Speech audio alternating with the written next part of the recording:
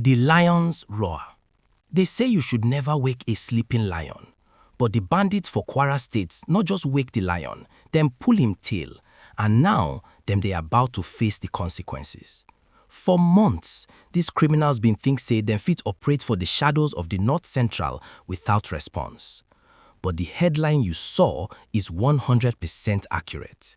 The President of the Federal Republic of Nigeria, Bola Ahmed Tinubu, done reportedly lost his cool.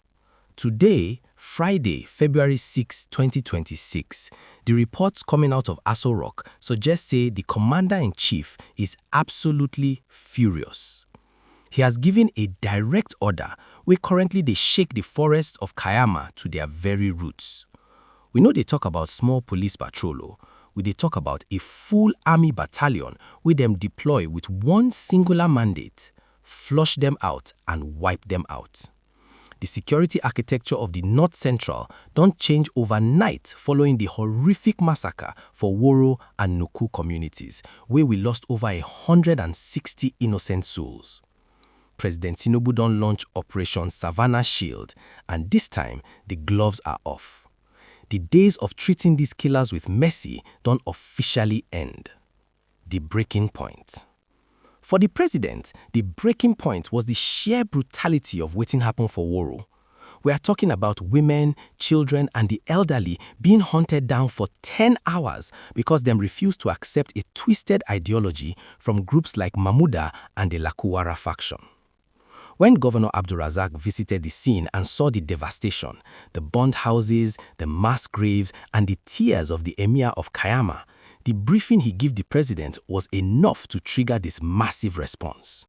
Tinubu didn't waste time with committees or white papers. He signed the order immediately.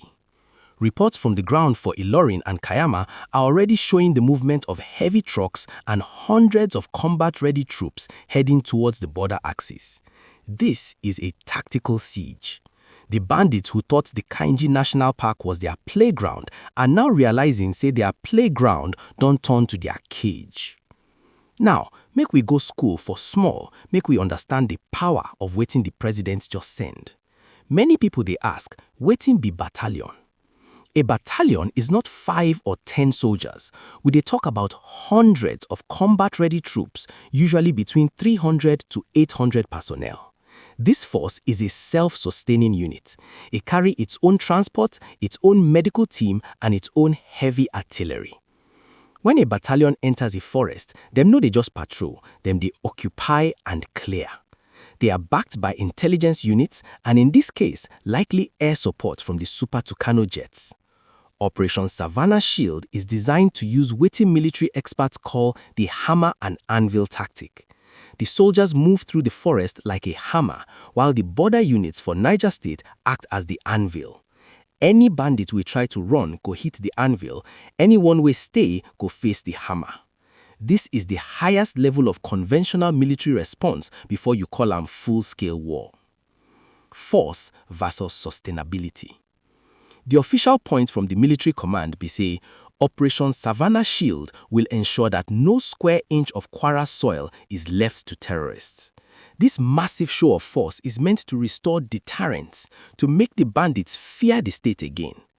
But the counterpoint where some security analysts they raise be say, can a battalion stay forever? Bandits are known for their hit and hide tactics.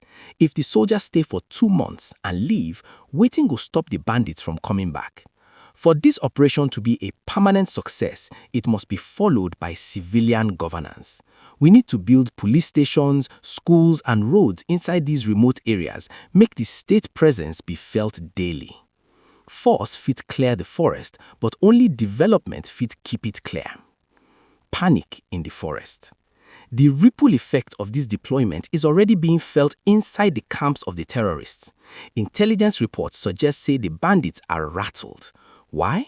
Because unlike local vigilantes with them fit outgun or overstretched police units, an army battalion no they negotiate. Them no they do amnesty. Them clear territory with superior firepower. The delay we happened during the attack, where help no come for 10 hours, now Wetin angered the presidents the most.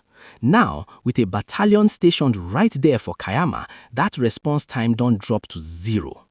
This deployment also sent a message to neighboring states. The North Central is no longer a soft target. If this works for Kwara, we fit see the same battalion template used for Niger and Kaduna to finally end this forest insurgency. My people, as we dey see these heavy trucks moving towards the front line, I want ask una one thing. You feel say this full battalion approach could finally end the killings for Kwara, or you feel say the bandits could just relocate to another state until the soldiers leave? Drop your thoughts for the comments. I really want to read your strategy. And if you're happy say the president finally opened him eyes to the Kwara situation, I beg smash that like button right now. It help us push this news, make the whole of Nigeria know say action they happen.